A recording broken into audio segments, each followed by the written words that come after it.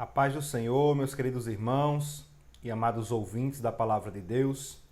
Estamos dando início a mais uma aula da Escola Bíblica Dominical, na lição dos adultos, segundo trimestre do ano 2022. A revista, que nesse trimestre tem o tema Valores do Reino de Deus, a relevância do Sermão do Monte para a Igreja de Cristo.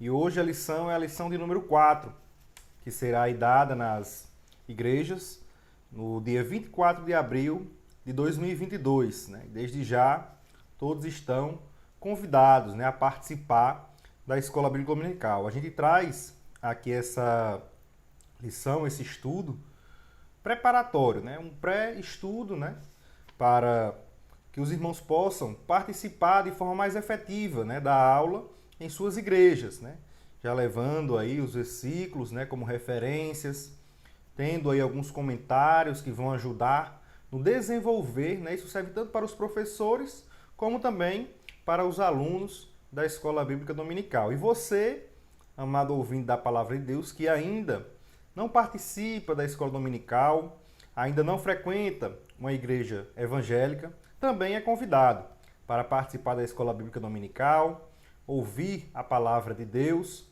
para que Deus ele possa falar com você e tocar no seu coração. Então a lição de hoje é a lição de número 4, que tem por título Resguardando-se de sentimentos ruins. E o textuário diz: Eu, porém, vos digo que qualquer que sem motivo se encolerizar contra seu irmão será réu de juízo. Aí Mateus capítulo 5, versículo 22. E a verdade prática diz: a cólera e a ira não podem dominar o coração do crente. Elas devem ser evitadas e vencidas com o ensino do Evangelho. E aqui a gente tem, já no título da lição, a palavra resguardar, que quer dizer aí livrar, proteger. E nós devemos proteger o nosso coração desses sentimentos ruins, evitar que os sentimentos ruins como ira, cólera, eles dominem o nosso coração. E é isso que a gente vai ver no decorrer da lição de hoje. A leitura bíblica em classe se encontra em Mateus, no capítulo 5, os versículos 21 ao 26, que diz assim: Ouvistes que foi dito aos antigos, não matarás, mas qualquer que matar será réu de juízo. Eu, porém, vos digo que qualquer que sem motivo se encolerizar contra seu irmão será réu de juízo, e qualquer que chamar a seu irmão de raca será réu do sinédrio, e qualquer que lhe chamar de louco será réu do fogo do inferno.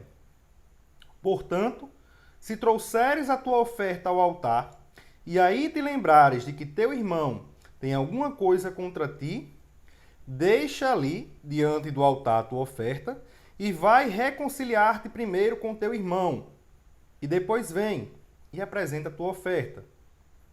Concilia-te depressa com teu adversário, enquanto estás no caminho com ele, para que não aconteça que o adversário te entregue ao juiz e o juiz te entregue ao oficial e te encerre na prisão. Em verdade te digo que, de maneira nenhuma, sairás dali, enquanto não pagares o último ceitil. Aqui a leitura bíblica em classe, os objetivos da nossa lição, como a gente já tem o costume, cada tópico ele tem o seu objetivo. No primeiro tópico, o objetivo é expor que o Evangelho não é antinomista, então a gente vai ver aqui o que significa antinomista, no primeiro tópico, comparar com legalismo, antinomismo, ou com o legalismo que a gente viu ali na lição passada, na lição número 3. No tópico 2, pontuar que a cólera é o primeiro passo para o homicídio. Aqui a gente vai compreender o perigo de ter os sentimentos ruins, e aí como a gente vai evitá-los e corrigi-los. E no terceiro tópico, correlacionar o ato de ofertar com a desavença. Aqui a gente vai ver no terceiro tópico a respeito da reconciliação, né, que é muito importante esse terceiro tópico, muito aplicativo, né, para nós igreja. Então aqui na introdução, né, o autor ele diz: nesta lição aprenderemos com o Mestre Divino que o Evangelho não é antinomista, a partir da explicação desse conceito, né? A gente vai explicar aqui no tópico 1, que a cólera é a antessala do homicídio e que para devotar a nossa vida a Deus, precisamos nos reconciliar com o próximo, né?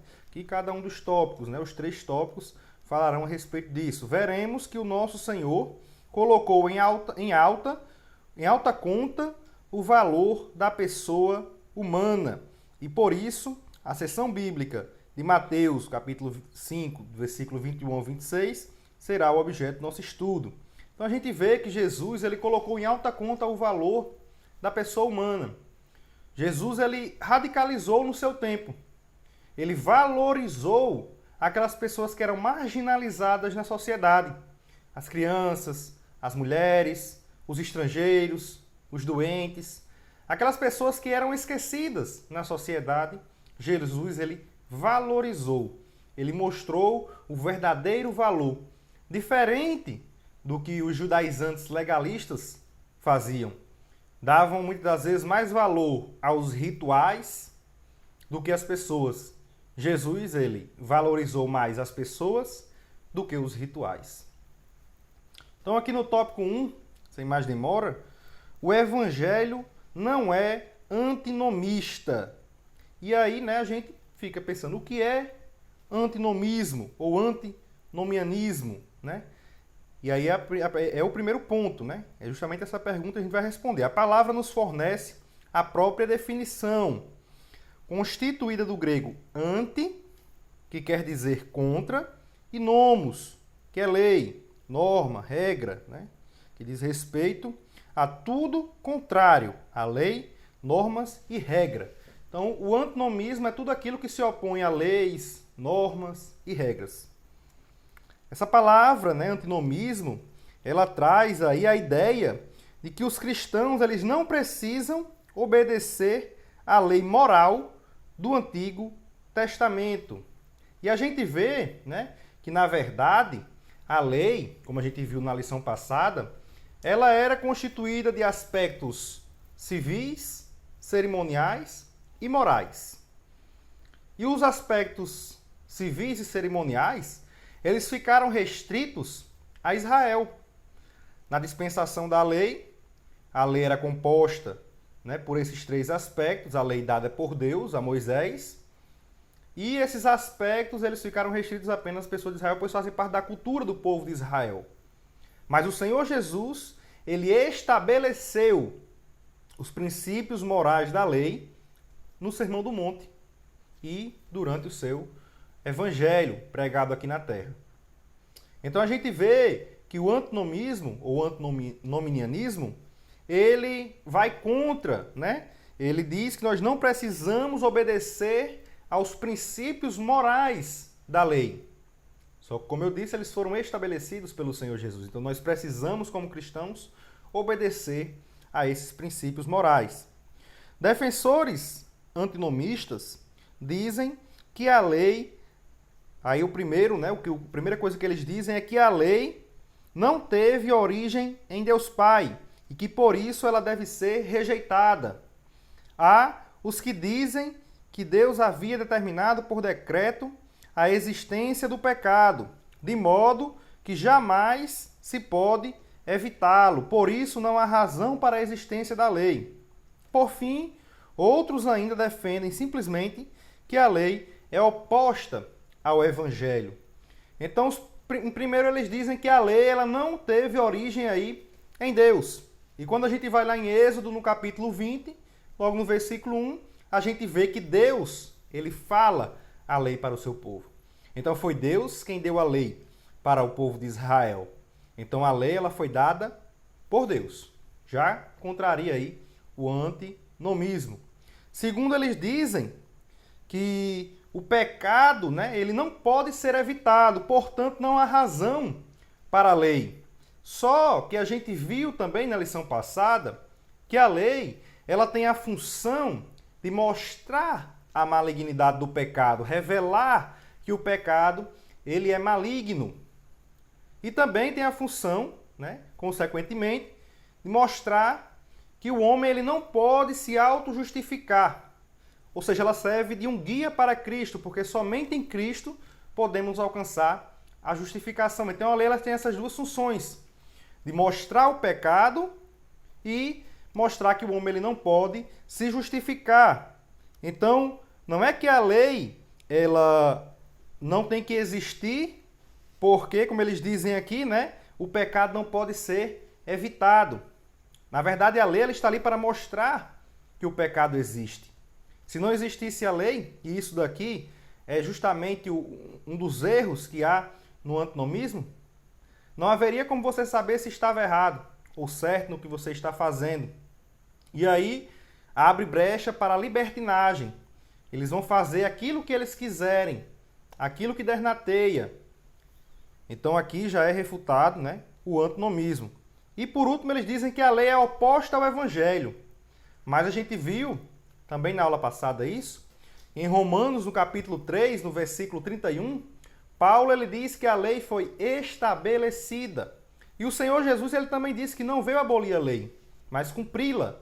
Cumpri-la no sentido de aperfeiçoá-la, não só de obedecê-la, de trazer o seu verdadeiro significado, concretizá-la. Então Jesus estabeleceu a lei, né? A lei aí na perspectiva da graça, com os princípios morais. Então a gente vê que aqui, nesses 3 pontos, né, que o antinomismo ele prega, ele é refutado pela palavra de Deus. E aqui o autor ainda diz, por fim, né, e aqui o autor ainda diz, entretanto, veremos que esses ensinos violam as Escrituras e que o antinomismo é um desvio da palavra de Deus. Né? Aqui em Romanos, no capítulo 6, no versículo 15, nos versículos 15 e 16, Paulo ele diz o seguinte, pois que pecaremos porque não estamos debaixo da lei, mas debaixo da graça? De modo nenhum. Não sabeis vós que a quem vos apresentardes por servos para lhe obedecer, sois vós servos daquele a quem obedeceis, ou do pecado para a morte, ou da obediência para a justiça? Então aqui Paulo ele combate essa libertinagem. Quando aceitamos ao Senhor Jesus, nós temos sim a liberdade da graça, mas somos servos para a obediência, para a justiça. Então aqui Paulo ele já combate o antinomismo. Ponto 2 da lição é a lei, ponto 2 do tópico 1 é a lei e o evangelho. O autor diz assim, conforme visto em lição anterior, Jesus não desprezou a lei. Em Mateus, capítulo 5, versículo 21, vemos claramente isso. A expressão ouvistes o que foi dito aos antigos aponta para uma retrospectiva de um ponto da lei de Moisés. Diferentemente dos escribas e fariseus, nosso Senhor deu ênfase à autoridade da lei e revelou a real intenção de Deus presente nela. Então, o que a gente vê aqui, na verdade, né, é que Jesus, né, ele, quando a gente lê aqui no versículo 21 e no versículo 22, o início, na parte A de cada um, diz assim, ouvistes o que foi dito aos antigos. E no versículo 22 diz, eu, porém, vos digo. Então, isso daí é uma antítese, é uma oposição.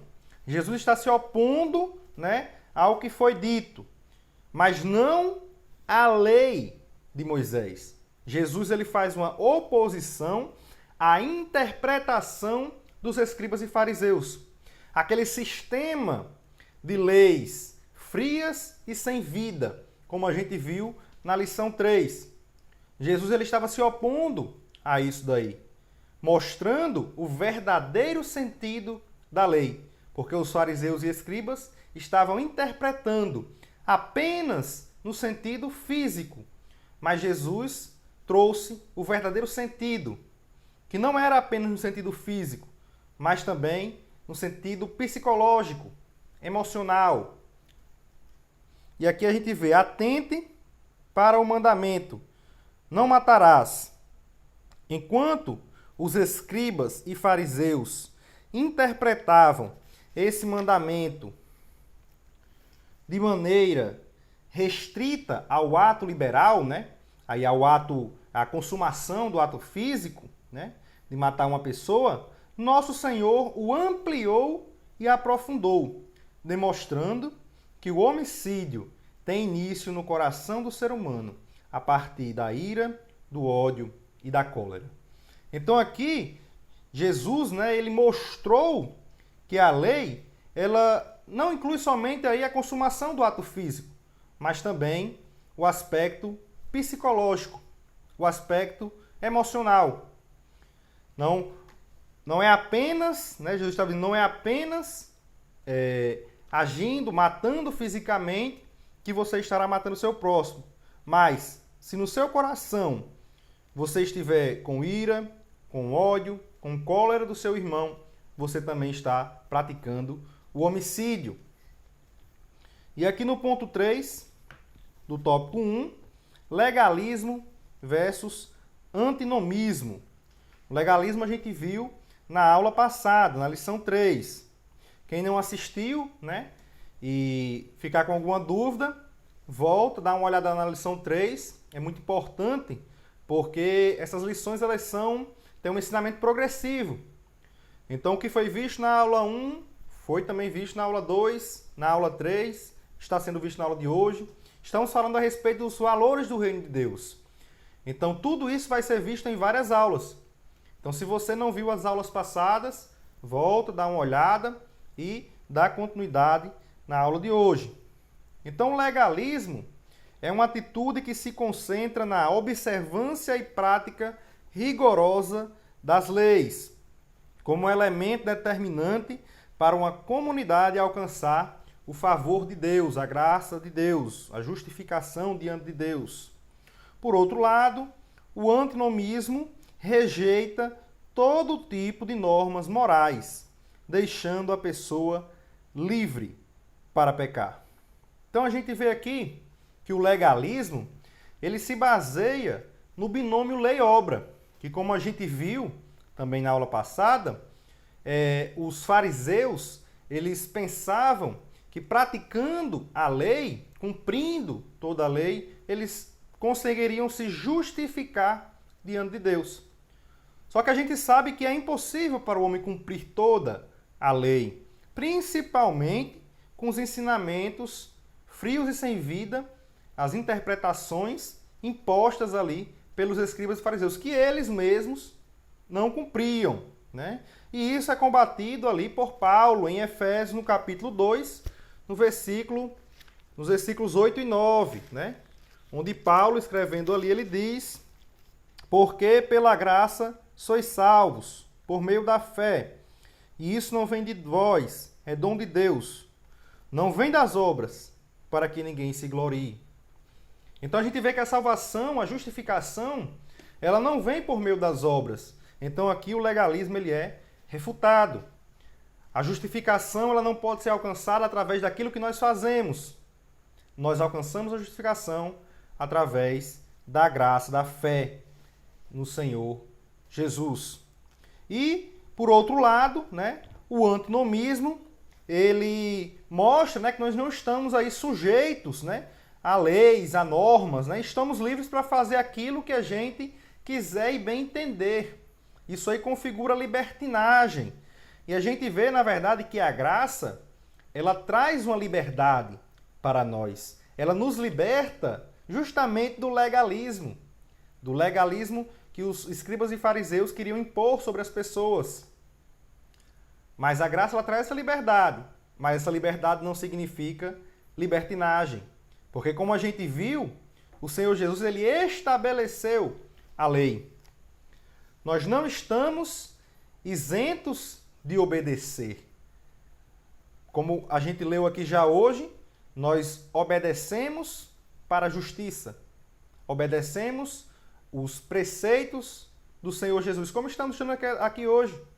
O Senhor Jesus ele interpretou da forma correta o sexto mandamento do decálogo, não matarás. E nós temos que obedecer esse mandamento da forma como o Senhor Jesus nos ensinou. Então não estamos livres de regras, de leis, de normas.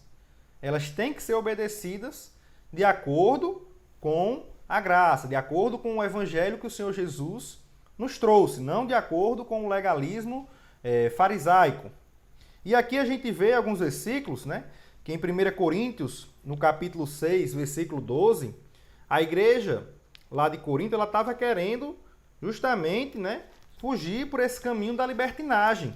E aí Paulo vai e combate e diz o seguinte para eles, ó, 1 Coríntios 6, 12. Todas as coisas me são lícitas, todas as coisas são permitidas, mas nem todas as coisas convêm. Todas as coisas me são lícitas, mas eu não me deixarei dominar por nenhuma. Então aqui a gente vê que Paulo está mostrando para a igreja que eles podem fazer aquilo que bem entender. Mas será que convém? Então aquilo que não convém fazer, aquilo que não é de acordo com a palavra de Deus, nós evitamos fazer. Então, Romanos, no capítulo 6, versículo 14, ele também escrevendo à igreja ali de Roma, ele diz: porque o pecado não terá domínio sobre vós, pois não estáis debaixo da lei, mas debaixo da graça. E aqui mostra que não é porque nós tivemos os nossos pecados perdoados, vivemos debaixo da graça, que nós vamos viver pecando, fazendo aquilo que nós bem entendemos. Paulo lhe diz: não estamos debaixo da lei, mas debaixo da graça. Por isso o pecado não tem domínio sobre nós. Então, se o pecado não tem domínio sobre nós, nós não vamos viver na prática do pecado. E também, em 1 Pedro, no capítulo 1, nos versículos 15 e 16, nós vemos qual a nossa vocação, qual o nosso chamado. 1 Pedro 1, 15 e 16 diz: mas como é santo aquele que vos chamou, sede vós também santos em toda a vossa maneira de viver. Porquanto escrito está: sede santos, porque eu sou santo. E nós nos santificamos quando fugimos da prática do pecado, quando obedecemos os mandamentos do Senhor Jesus. Até porque os desígnios de Deus eles foram mostrados através da lei que ele nos deu. E Jesus trouxe ali a sua verdadeira interpretação. Então, quando eu pergunto, se alguém fala assim, eu vou cometer um homicídio, todo mundo sabe que aquilo ali é errado. Todo mundo tem essa lei moral dentro do seu coração. Então, tem que obedecer aquilo ali. Não estamos isentos de obedecer a lei. Então, o antinomismo e o legalismo são dois extremos e eles devem ser evitados. Como o autor ele diz aqui no final do ponto 3. E por isso, o cristão, fiel à Bíblia, tem cuidado tanto com o legalismo quanto com o antinomismo. Então devemos fugir desses extremos e buscar o equilíbrio na graça do Senhor Jesus. Agora, no tópico 2 da lição, a cólera é o primeiro ato para o homicídio. Aqui a gente vai ver o perigo, né, de ter esses sentimentos ruins em nossos corações. Aqui o primeiro ponto, Jesus e o sexto mandamento. Jesus não anulou o sexto mandamento do decálogo, não matarás. Contudo, sua interpretação foi mais elevada e profunda, pois revelou que a ira ou cólera contra um irmão é um tipo de homicídio no coração. Como bem afirmou o apóstolo João, qualquer que aborrece a seu irmão é homicida. E vós sabeis que nenhum homicida tem vida permanente nele. 1 João, capítulo 3, versículo 15. E aqui a gente vê, na verdade, que todo pecado, ele surge inicialmente, e esse foi que Jesus trouxe, né, de novo, foi o lado psicológico da lei, porque ele mostrou que a lei ela não se resumia apenas à consumação do ato físico, mas iniciava-se ali o pensamento de homicídio na mente, e todo pecado ele começa na mente, ele começa no pensamento. A gente vê que ele é pensado antes de ser praticado. Tiago, no capítulo 1, nos versículos 13 ao 15, ele diz o seguinte: ninguém, sendo tentado, diga, de Deus sou tentado, porque Deus não pode ser tentado pelo mal e a ninguém tenta. Mas cada um é tentado quando atraído e engodado pela sua própria concupiscência, pelo seu desejo. Depois, havendo a concupiscência concebido, dá à luz o pecado. E o pecado, sendo consumado, gera morte. Então a gente vê que surge inicialmente aí um desejo. Surge na mente da pessoa, a pessoa começa a pensar naquilo ali, maquinar aquilo ali que vai fazer. Isso vale para o 6º mandamento do Decálogo. A gente vai estudar na próxima aula a respeito também do adultério, não adulterarás. Vale também para o adultério. E se estende aos outros mandamentos esse princípio. Nós temos que entender que a consumação do ato físico em si não é pecado somente isso, mas maquinar esse ato também é pecado. Ficar pensando em fazer isso, em ficar pensando eu já estou pecando. Então aqui a gente vê que cabe a nós cristãos abandonarmos esse tipo de pensamento e andarmos em espírito, conforme Paulo diz ali em Gálatas no capítulo 5, versículo 16. E em Filipenses, no capítulo 4, e o versículo de número 8, Paulo ele diz o seguinte: quanto ao mais, irmãos, tudo que é verdadeiro, tudo que é honesto, tudo que é justo, tudo que é puro, só coisa boa, tudo que é amável, tudo que é de boa fama, se há alguma virtude e se há algum louvor, nisso pensai. Então são essas coisas que devem ocupar a mente do cristão.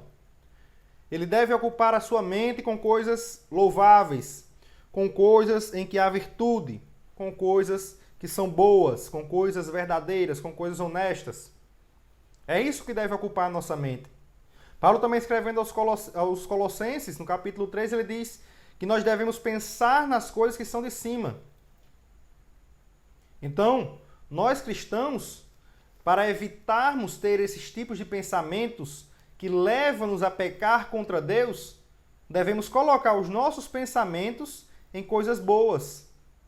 E assim evitaremos de pecar contra Deus. Outro ensinamento importante que encontramos também em Tiago, no capítulo 1, versículo 19, é quando ele diz que nós devemos ser tardios em se irar. Existem aquelas pessoas que dizem, não, eu sou pavio curto. E aí se ira rapidamente e age ali sem pensar muitas das vezes. E aí, Tiago ele traz esse ensinamento no capítulo 1, versículo 19. Diz que nós devemos ser tardios em se irar. E a longanimidade, que é justamente isso daí, é um fruto do Espírito, como a gente vê em Gálatas no capítulo 5, versículo 22. A longanimidade é um fruto do Espírito. Então nós cristãos devemos ser tardios em se irar. Devemos tirar a ira, a cólera, o rancor dos nossos pensamentos, do nosso coração, para que a gente não venha pecar contra Deus. E aqui, dando continuidade, o autor ele diz assim: não por acaso que o verbo irar, no grego, em Mateus 5, 22, é orgizo, que significa provocar, incitar a ira, estar zangado, estar enfurecido. A fúria e a ira de Caim o levaram a cometer o primeiro homicídio contra o próprio irmão. Então aqui a gente vê, em 1 João, no capítulo 3, versículo 12, João ele diz o seguinte: não como Caim, que era do maligno, e matou a seu irmão. E por que causa o matou? Porque as suas obras eram más, e as do seu irmão justas. Então a gente vê aqui que Caim, ele era do maligno, ou seja, o coração de Caim já estava corrompido, já estava com más obras, com pensamentos ruins. A gente vê também que Deus, ele deu a oportunidade para que Caim se arrependesse e fizesse o bem. Em Gênesis, no capítulo 4, Deus falando ali com Caim, antes dele cometer o homicídio do irmão, capítulo 4, versículo 7, ele diz: e se bem fizeres, não haverá aceitação para ti? Deus pergunta a Caim. Se bem fizeres, não haverá aceitação para ti? Então Deus diz a ele: olha, se você fizer o bem, se você mudar, você vai ser aceito. E se não fizeres bem, o pecado jaz à porta, e para ti será o seu desejo, e sobre ele dominarás. Porém, ali Caim não ouviu a voz de Deus. No versículo 8, e falou Caim com o seu irmão Abel, e sucedeu que, estando eles no campo, se levantou Caim contra o seu irmão Abel e o matou. Então a gente vê aqui que Deus ele deu a oportunidade para ele se arrepender, para ele fazer o bem. Mas o coração dele já estava no maligno.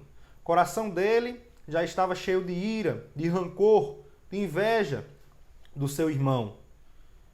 E ali aquilo se exteriorizou. Ele estava tão cheio de ira no seu interior que aquela ira se exteriorizou e ele cometeu o homicídio, né? Aí a consumação do ato físico. Por isso que o Senhor Jesus nos indica que devemos nos livrar disso que está no nosso interior. Como o próprio autor diz, portanto, o sexto mandamento não envolve apenas uma sanção penal, mas elementos mais profundos, como palavras, emoções, insultos e outras ações que se antecipam ao homicídio, né? Que é a antessala do homicídio, a ira. Então, nós temos que ter cuidado aí com as palavras. Provérbios, no capítulo 18, Provérbios 18, 21, diz o seguinte: os irmãos aproveitam, vão anotando essas referências, né? Elas são muito boas aí para o estudo, né? Para a compreensão melhor do estudo. Então, sempre que eu der uma referência aqui, o irmão vai lá, abre também aí a sua Bíblia, acompanha, né? Eu estou aqui utilizando a Almeida Revista e Corrigida, né? A versão Almeida Revista e Corrigida. O irmão pode acompanhar na versão que o irmão tiver aí em casa, vai acompanhando e sendo edificado, e assim o estudo ele é melhor compreendido, né? Se desenvolve melhor.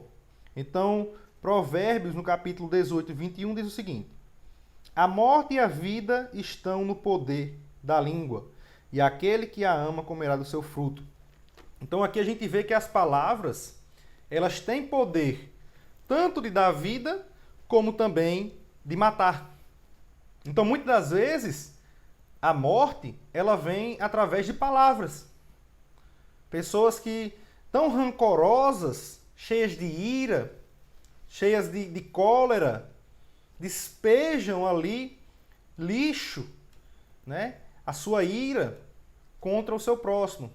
E ali ela fere o seu próximo com aquelas palavras. E a gente vê que aqui ele fala também de emoções, e essas emoções, elas podem causar doenças físicas. Isso daí são conhecidas como as doenças psicossomáticas. Também a gente vê aqui em Provérbios, no capítulo 14, versículo 30, Salomão diz o seguinte: o coração com saúde é a vida da carne, mas a inveja é a podridão dos ossos. E foi justamente isso que aconteceu com Abel, ou com Caim, quando matou Abel.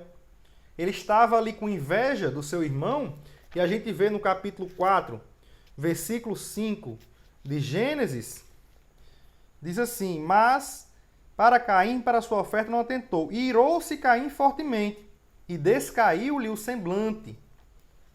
Então a ira, a inveja que ele teve ali do seu irmão, foi tão grande que afetou o seu lado físico. Então o emocional de Caim, com a ira, com a inveja, afetou o seu lado físico. E aí as doenças psicossomáticas, elas atuam dessa forma, elas começam no psique, né, na mente, no psicológico, e passam para o corpo físico.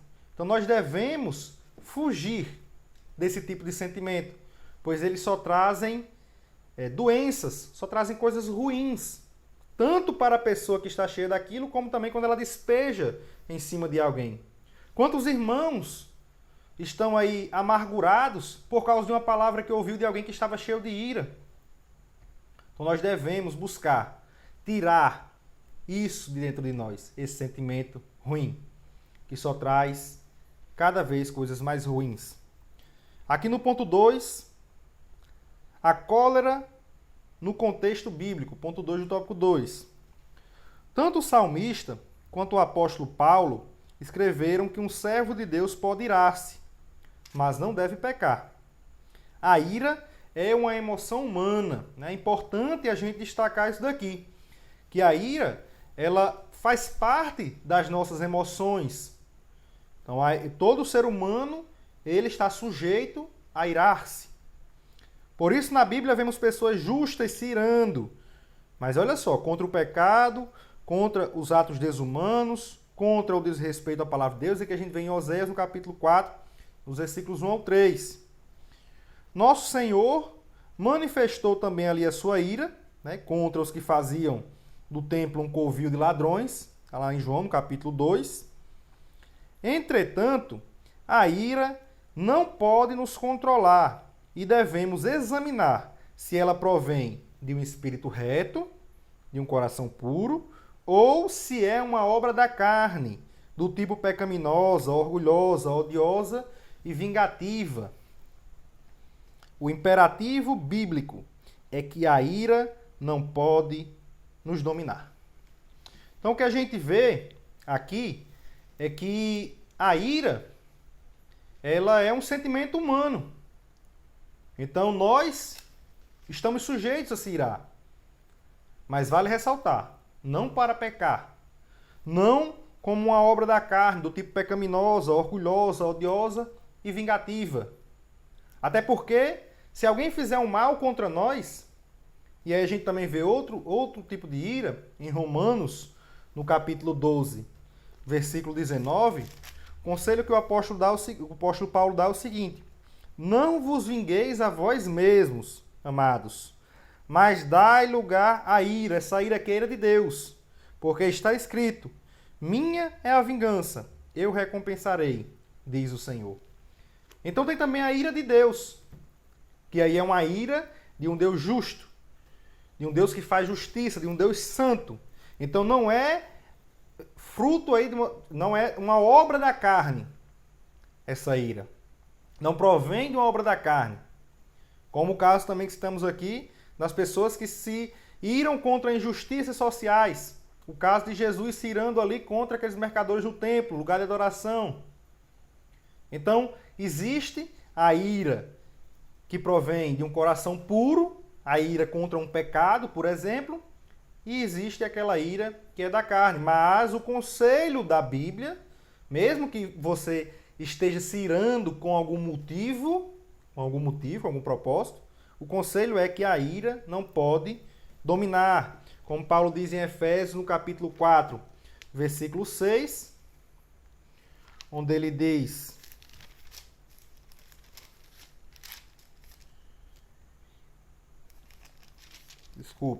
Efésios 4, 26. Irai-vos e não pequeis, não se ponha o sol sobre a vossa ira.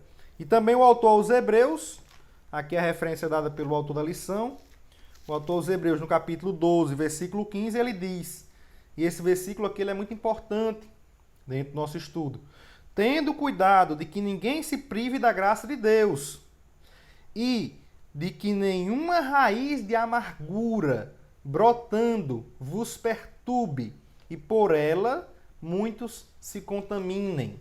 Então essa raiz de amargura nós devemos evitar que ela brote para nos perturbar. E justamente aqui pode, tendo cuidado de que ninguém se prive da graça de Deus. Essa ira, ela pode nos privar da graça de Deus. Se nós pecamos porque nos iramos, nós podemos perder a nossa salvação. Podemos ficar privados da graça de Deus. Então temos que ter muito cuidado com isso. Não deixar que a ira domine o nosso coração. Domine as nossas emoções. Aqui no ponto 3, dando continuidade do tópico 2, o valor da pessoa humana. Então a gente vê aqui, o autor ele diz, em Mateus, capítulo 5, versículos 21 e 22, Jesus enfatizou o valor da pessoa humana. E aqui, como eu falei no início da aula, né, o judaísmo legalista, ele, por muitas das vezes, ele valorizava mais os rituais do que as pessoas. E Jesus ele chegou valorizando mais as pessoas do que os rituais. Como a gente vai ver no terceiro tópico, quando formos falar da oferta. Jesus ele se importa mais com o ofertante do que com a oferta. Ele deu valor às pessoas que eram marginalizadas na sociedade. Isso porque ele sabia que o homem e a mulher tinham sido feitos à imagem e semelhança de Deus. Então Jesus valorizou o ser humano, valorizou as pessoas. Por isso, chamar alguém de raca, ou racá, que significa inútil, cabeça oca e vazia, é uma ofensa grave, igualada à blasfêmia. Ou chamar o outro de louco, do grego moros, que significa ímpio, incrédulo, é uma conduta moralmente desprezível. Então o que a gente vê aqui, que é interessante, o autor ele diz, observe que para quem manifestasse esses tipos de comportamento, o fim era se tornar réu do sinédrio e receber a condenação do inferno, do grego Gehenna, respectivamente. Aqui a gente vê, isso daqui no capítulo 5, versículo 22 de Mateus, a gente vê uma gradação. Ou seja, se nós não controlarmos os nossos sentimentos, eles vão cada vez mais se agravando. Preste bem atenção no que Jesus diz. Eu, porém, vos digo que qualquer que sem motivo se encolerizar contra seu irmão será réu de juízo. Aí é o primeiro. E qualquer que chamar a seu irmão de raca será réu do sinédrio. Segunda condenação. E qualquer que lhe chamar de louco será réu do fogo do inferno. A terceira condenação. Então a gente vê que há um agravante nas condenações. Primeiro ele fala réu do juízo. Aí uma condenação local. Depois ele fala réu do sinédrio. E depois ele vai e fala réu do fogo do inferno, a morte eterna. Então aqui Jesus está falando que se nós não controlarmos as nossas emoções, primeiro ele fala, ó, se você se encolerizar contra seu irmão, vai ser réu de juízo. Depois, se você chamar o seu irmão de raca, que aqui traz uma ideia, né? Essa palavra raca era um insulto, né? Utilizado ali pelos judeus na época de Cristo, né? Quando queria chamar alguém, por exemplo, de estúpido, de cabeça vazia, ali eles chamavam de raca, utilizavam essa palavra. Aí já vai ser réu do sinédrio. E o sinédrio, por exemplo, já podia levar à condenação, à morte. E se chamar de louco, que aqui, como o autor falou, a tradução, né?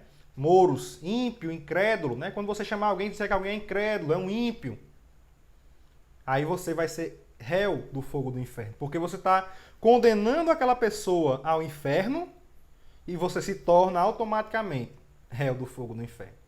Então nós não podemos desvalorizar as pessoas, nós não podemos condená-las, porque se condenarmos as pessoas, estaremos nós também sendo condenados. Nós fomos enviados por Jesus para salvar as pessoas, para anunciar o evangelho de salvação, não para condená-las. É bem verdade que em alguns casos a gente vê a pessoa cometendo alguns tipos de coisas e a gente biblicamente observa que aquela pessoa está indo para o caminho errado. Mas não cabe a nós condenarmos alguém. Isso cabe somente a Deus e a sua palavra.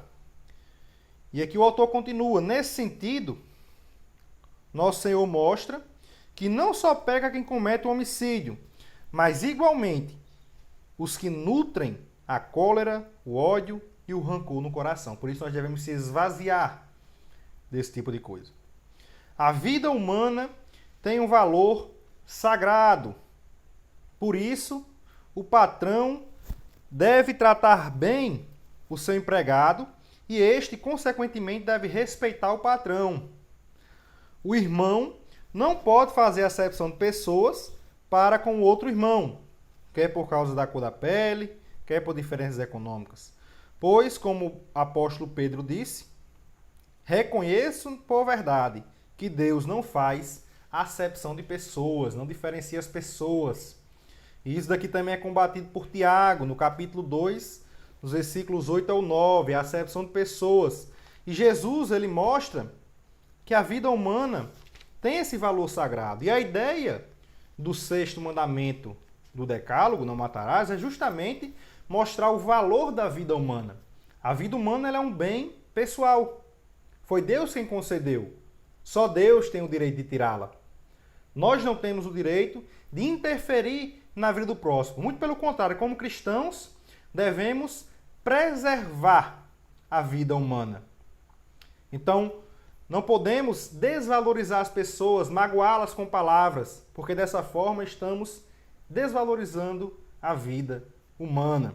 Tiago, no capítulo 2, versículos 8 e 9, diz o seguinte: Todavia, se cumprirdes conforme a Escritura, a lei real, amarás a teu próximo como a ti mesmo, bem fazeis. Mas, se fazeis acepção de pessoas, cometeis pecado, e sois redarguidos pela lei como transgressores, como pecadores. Então, aqui, no momento em que fazemos acepção de pessoas, diferenciação de pessoas, somos tidos como pecadores. Então, aí, na sua congregação, por exemplo, se tem um irmão que tem uma condição social menor, ou por algum outro motivo, você não pode diferenciá-lo. Não pode haver uma discriminação.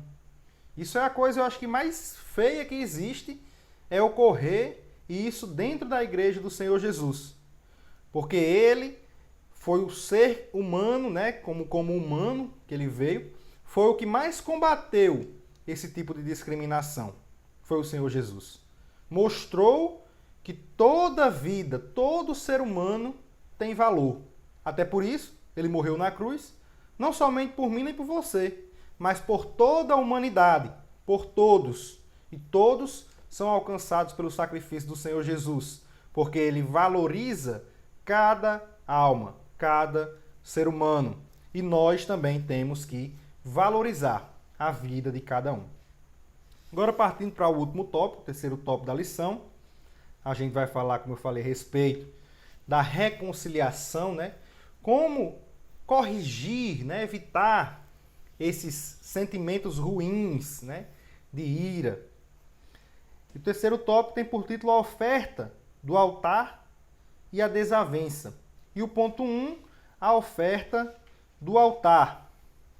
Em Mateus, capítulo 5, versículos 23 e 24, Jesus se dirige aos discípulos e faz com que cada um examine a si mesmo, pois um servo do Senhor não pode ofertar no altar com um coração cheio de ira e rancor. Afinal, dizer amar a Deus, mas odiar o irmão é cair na mentira. Para o judeu, ofertar era um ato sagrado e tal atitude fazia reconhecer a bondade de Deus para com ele. Então, quando Deus ele fazia algo de bom, o judeu ia ofertar a Deus, feliz, alegre por aquilo que Deus tinha feito. Nós, de igual modo, também ofertamos, né, o nosso culto a Deus para agradecê-lo por tudo que ele faz por nós. Entretanto, não adiantava reconhecer a bondade de Deus, mas não se reconciliar com o irmão. Cabe ressaltar que o verbo grego para reconciliar é dialassou, que significa mudar a mente de alguém, renovar a amizade com alguém. E aqui surge a pergunta, por que, como a gente estava falando de Caim e Abel, por que que Deus não recebeu a oferta de Caim e recebeu a de Abel? Porque Deus, ele não olha para a oferta primeiramente. Ele olha primeiramente para o ofertante. E como a gente vê em Gênesis, como a gente viu nos versículos 4, versículo 7, capítulo 4, versículo 7, Caim ele não estava fazendo o bem. Ele não estava com o seu coração voltado para Deus. Na verdade, o seu coração estava corrompido, porque a gente vê em 1 João capítulo 3, versículo 12, que Caim era do maligno. As suas obras eram más. Caim deixou-se ser contaminado pela ira, pela inveja. E ali o seu coração ficou corrompido. E o que Deus ele quer na oferta, já que a terra e a sua plenitude, como diz no Salmo 24, versículo 1, pertencem a Deus, na oferta Deus não observa o físico, aquilo que você está trazendo, mas sim a sua fidelidade e a sua gratidão a Ele. É isso que Deus observa, um coração reto, um coração puro, um coração sincero. Como em Romanos, no capítulo 12, versículo 1, Paulo diz que nós devemos oferecer o nosso corpo como sacrifício vivo a Deus. Esse é o culto racional. Nosso corpo santificado, o nosso corpo puro diante de Deus. Isso é um sacrifício que Deus se agrada. Não nós levarmos coisas a Deus se tudo isso já pertence a Deus. Então, primeiro ele olha para o ofertante. E em Hebreus também, no capítulo 11, versículo 4, no caso lá de Caim e Abel, a oferta de Abel ela foi aceita porque Abel a ofereceu pela fé. Então, não foi o que Abel levou, mas foi Abel que foi aceito. Caim não foi aceito porque ele não estava procedendo da forma correta. Então a gente vê aqui, ele é encontrado, né, no Novo Testamento apenas uma vez, em Mateus capítulo 5, versículo 24. Portanto, o ensinamento do nosso Senhor é claro. Não há relacionamento com Deus sem relacionamento verdadeiro com o irmão. Né? Isso aí a gente vê na primeira epístola de João, no capítulo 4, versículo 20. Vamos ver o que João diz a respeito disso. Ele diz: se alguém diz, eu amo a Deus, e aborrece a seu irmão, ou odeia o seu irmão, é mentiroso. Porque quem ama seu irmão, quem não ama seu irmão, ao qual viu, como pode amar a Deus, a quem não viu? Então a gente vê aqui que se nós não se reconciliarmos, não tivermos comunhão com os nossos irmãos, tivermos ódio dentro do nosso coração não estiver reto, íntegro diante de Deus, não teremos comunhão verdadeira com Deus. Então nós devemos nos reconciliar, até porque uma ofensa que não foi reparada, ela pode trazer muitas causas perigosas, danosas para nós. Como, por exemplo, a perca da comunhão com Deus, a perca da nossa espiritualidade. E até mesmo, como eu falei, doenças psicossomáticas. Como fala em Hebreus, no capítulo 12, os versículos 14 e 15. Segui a paz com todos e a santificação, sem a qual ninguém verá o Senhor. Então nós devemos ter santificação. Devemos ter paz com as pessoas. Porque se não for dessa forma, nós não veremos a Deus. Então devemos nos reconciliar com aquelas pessoas que ou nos magoaram ou que nós magoamos. E aqui no 15 ele diz, tendo cuidado, que a gente já leu, de que ninguém se prive da graça de Deus, ou seja, perca a sua salvação, e de que nenhuma raiz de amargura brotando vos perturbe, e por elas muitos se contaminem. Então essa raiz de amargura, que é esse ódio guardado dentro do coração, ele perturba a pessoa, adoece. Como eu falei, muitas pessoas são doentes por causa de uma palavra que alguém trouxe de ruim. E aquilo adoece tanto a pessoa que carrega, como também onde ela despeja. Ela sai contaminando aquilo ali. E por isso, muitas vezes acaba perdendo a salvação, é privado da graça. É isso que a palavra de Deus nos diz. E agora, para finalizar, o ponto 2 do tópico 3, evitando a desavença. E os versículos 25 e 26 de Mateus 5 têm relação com os versículos 23 e 24, mas uma conotação diferente. Os versículos 23 e 24 dizem respeito à adoração. E os versículos 25 e 26 dizem respeito ao processo legal, da lei. Ambos, porém, procuram advertir os discípulos quanto aos problemas da desavença entre os irmãos. Nos versículos 25 e 26, nosso Senhor enfatiza que é preciso buscar uma solução para a desavença entre os irmãos fora do tribunal. E aqui a gente vê que ele diz no capítulo 5, versículo 25, concilia-te depressa. Então não é para você ficar esperando algo acontecer para poder haver a reconciliação, não. É para agora. Então se você que está me escutando aí está com alguma desavença com algum irmão na igreja, não espere o culto de Santa Ceia chegar, não. É para ir buscar agora. Porque senão a sua oferta, Deus não vai aceitar. Então, para que nós possamos ofertar a Deus o nosso culto, devemos estar reconciliados com o nosso irmão. E vá depressa. Se tem alguma coisa, se tem algum entrave, alguma discórdia, busque a reconciliação com o irmão. Faça a sua parte. Se ele não quer, mas você tem que fazer a sua parte.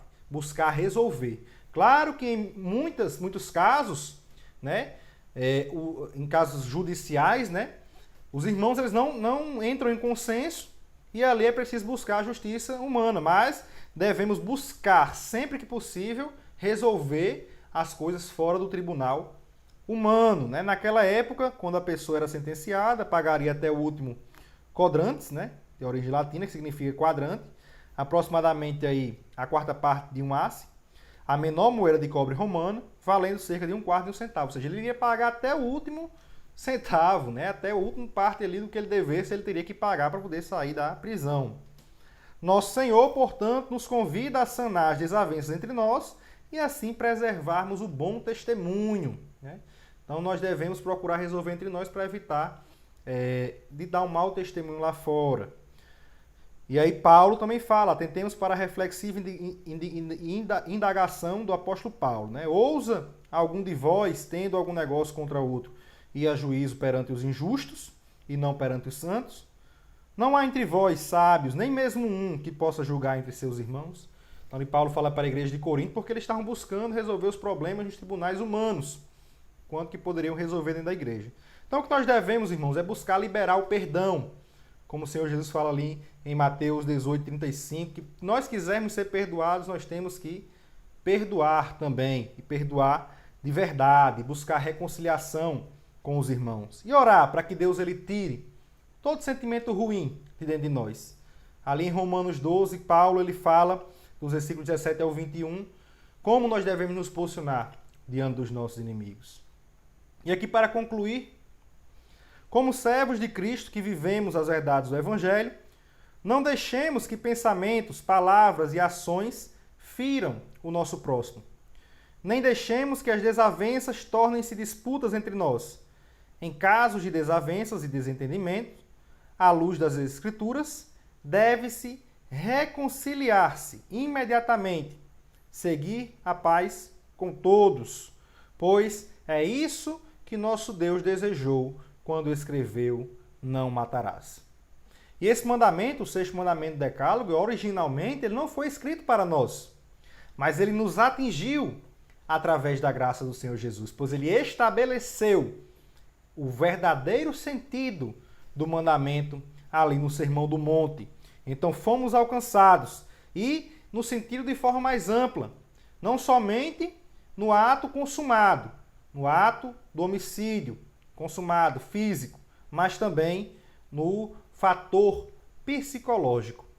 Então fiquemos com essa palavra, que nós possamos nos livrar de todos os sentimentos ruins, nos guardar, resguardar o nosso coração, para que ele seja, como a gente vem falando, dinamizado pelo Espírito Santo de Deus e possamos estar em interesse de coração diante do nosso Deus e poder ofertar a Deus a nossa oferta diante do altar. Se você tem alguma coisa contra algum irmão, procure se reconciliar para que possa ofertar aquilo que você tem para Deus. Na próxima lição, lição 5, estaremos estudando a respeito do casamento é para sempre. Então, se você gostou da aula de hoje, curta, compartilhe aí com seus amigos, seus familiares, os irmãos da igreja, para que eles também sejam edificados. Se tem alguma dúvida, deixe aí no comentário, algum comentário edificante também, se você tiver, pode deixar aí. E não se esqueça, participe também da Escola Bíblica Dominical. Que Deus abençoe a todos, em nome de Jesus.